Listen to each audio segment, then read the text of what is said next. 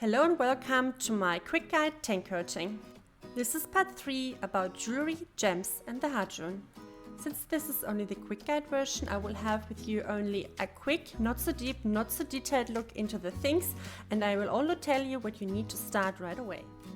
Alright, it's time to talk about jewelry. Let's start with the amulet. This is, in my opinion, the very best in slot amulet you can have. The first perk we have is stamina recovery. When you're hit while below 50% health, you gain 105 stamina with a 30-second cooldown. It does not trigger of persistent damage, dot effect or blocked attacks. So if you just stand and fire, it will not trigger. If you just have a burning effect on you or a poison effect, it won't trigger. Or if you just block an attack, it also won't trigger. This is basically like an oh shit perk. So you drop below 50% health and you get instantly stamina, so you can block again, so your healer can heal you up again. It's just beautiful. I really like this perk. The next one is Divine. Plus 10% health from all incoming healing effects. Do I need to say anything more? It's awesome. And there we have again another health perk, plus 7% maximum health. This is just beautiful. You get more health, you get more healing, and you have like an oh shit cooldown with only 30 seconds. So I just love it. Okay, let's talk about the ring. Here we start with the last perk in the row, Hearty. It gives you plus 10% maximum stamina. This means I can run 110 stamina. Usually you have only 100, but with this Hearty it gives you 110. This is an absolutely beautiful perk because, for example, if you do a dodge in heavy, it consumes 50 stamina. So you can do 2 dodges in a row without depleting your stamina. Of course, you can block more attacks because you have more stamina. So, in my opinion, Hearty is a must-have perk. Okay, talk about the second one. It's slash damage, plus 7.1 slash damage. If you play more with the Warhammer, you can also go for strike damage, plus 7.1%, whatever you prefer. Here I like is a third perk, leeching. Instead you could also go for refreshing, which would just reduce flat your CDs.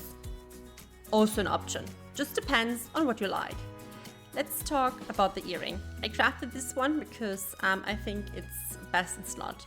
Fortifying toast. On potion drink, gain 20% fortified for 3 seconds. So if I click like a health potion, a regeneration potion, even a mana potion, or the more expensive version, the regeneration serum, I just get armor increased by 20% for 3 seconds, just because I did a zip out of a potion.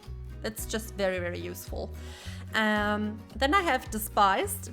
This helps me with generating thread. It's a useful one. Then regenerating is just like 0.52% health every second. So this is just basically healing. It doesn't sound much maybe, but it's actually, it's huge. And also, you might not know, but the regenerating perk is also generating aggro. So those 2 perks, the spice and regenerating, just give me also a huge aggro boost. If you don't like the fortifying toast one, or you just can't find a good earring with it, there is an alternative, this one. Instead, you can play refreshing toast. This means your potion cooldown is 10% faster. Example, or it's maybe more interesting for the regeneration serum, because this one has 60 seconds cooldown, so it's 6 seconds faster. But also for like the health potions with 25 seconds cooldown, it's like almost 3 seconds less. So it's basically your decision what you like. Fortifying toast or the refreshing toast one. Just pick what you like. Alright, let's talk about gems. They actually are kind of important because they help us with our defense versus elemental and physical stuff. Alright, before we go about physical and elemental resistance, I want to talk about the chameleon really quick again. Beside the obvious stuff that you need to have a chameleon into your tanking weapon, I want to point out the following thing. The first one, if you hover over a gem, always applies if you put it into a weapon. The second one always applies if you put it into an armor piece. And as you can see, in a weapon, a chameleon helps you with more generation. But if you put the chameleon in an armor piece or a jewelry, for example, then it will actually generate less threat for you. This means you never ever want to have a chameleon in your armor or your jewelry as a tank. Very, very important. All right. Let's talk about the gems in my armor and in my jewelry. As you can see, I'm running a full set of opals. Opals give me 2.5% elemental damage absorption. This is, in my opinion, the best way to run gems as a tank because physical damage is not much our problem. And as you can see, down here we have 3k physical resistance and only 2.7k elemental, so we're lacking a little bit of elemental resistance. This is why I'm going for the opals, because they just help me to survive. And another reason is, as you can see, for mutated expeditions there is always an elemental active. For Inead at the moment it is Hellfire. This means enemies will actually deal additional fire damage. For Genesis, the other mutation we have currently active, it is Icebound. It's Icebound. So they will actually deal additional ice damage. If I go for an opal, I will just have a general damage reduction. It doesn't matter which kind of element. As you can see down here, I have just standard elemental resistance. It's 20% for everything, but it's none for physical. This I need to point out. If you want to go for like the super safe version in expeditions mutated, then you can run the elemental itself, because if you have a look, the aquamarine gives me 6% ice damage absorption and the opal only gives me 2.5, so it's even less than half of the resistance I can get from here. Same goes for the fire and every other element you want to have resistance. A cheap version, if you don't want to run the pristine ones, it doesn't matter if opal or aquamarine, are the brilliant ones. As you can see, the brilliant opal gives me 2% elemental absorption and the pristine one 2.5. For the aquamarine, it's 5% instead of 6%. So as a cheap version, you can just run with the cheaper ones. Now we can also go for like physical resistance. Now you can see I have kind of splitted my gems. I just switched my gear sets. I actually equipped my PvP one. Here I have the Cat Pristine Onyx in or at least in some of my armor pieces. This one gives me 2.5% physical damage absorption. If you go for the brilliant one, it will be 2%. And as you can see, I have now 10% physical damage resistance. That means slash, strike, and thrust, and 10% elemental wise, because I just kept the opals in my jewelry. You can also put the onyx not only in the armor, also in the jewelry. It just really depends on what you like, what you need, what you have problems with. Just feel free to experiment and figure out what's the best for you. Yep, that's about gems.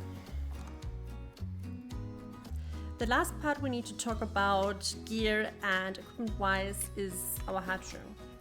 As a tank, I love to play with the version of the stone form, the cunning one actually. In general, the Heartrune says harden yourself in layers of stone, cleansing all crowd control debuffs and granting immunity to both stagger and crowd control debuffs for 5 seconds. If you upgrade it to 6 to 5, you get Heartrune form, gain an additional 10% armor for 5 seconds per hit taken until you reach 30% max. You also get Fortifying form, gain Fortify on activation, increasing armor by 10% for 5 seconds. This means in total 40% Fortify, means 40% more armor. This comes with, like I said here, with an immunity to stagger and crowd control effects for 5 seconds. And this is just huge. You can use it if you enter a pool, so you don't get staggered or CC'd by the first attacks. You can use it if you get rooted and you don't want to be rooted.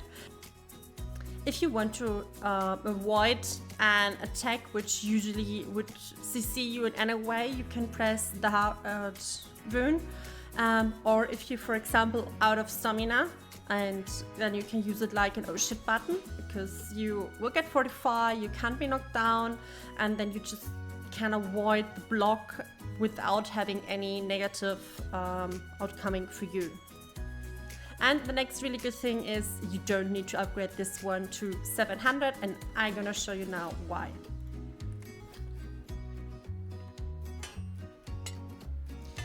Here we are at the stone cutting table. Let's have a look. There's the Heartrune. This is the 6 to 5 version. I want to point out that the damage of this Heartrune is written with 1144 damage. Combo! But as you can see, this form of the Heartrune here does not deal any damage at all. It's just a fortifying buff on you. No damage dealing. So as you can see, the stone form 700 version does absolutely the same as the 6 to 5 version.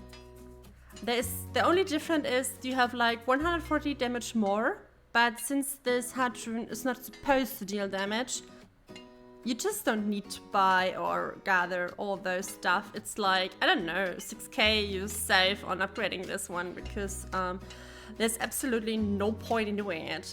So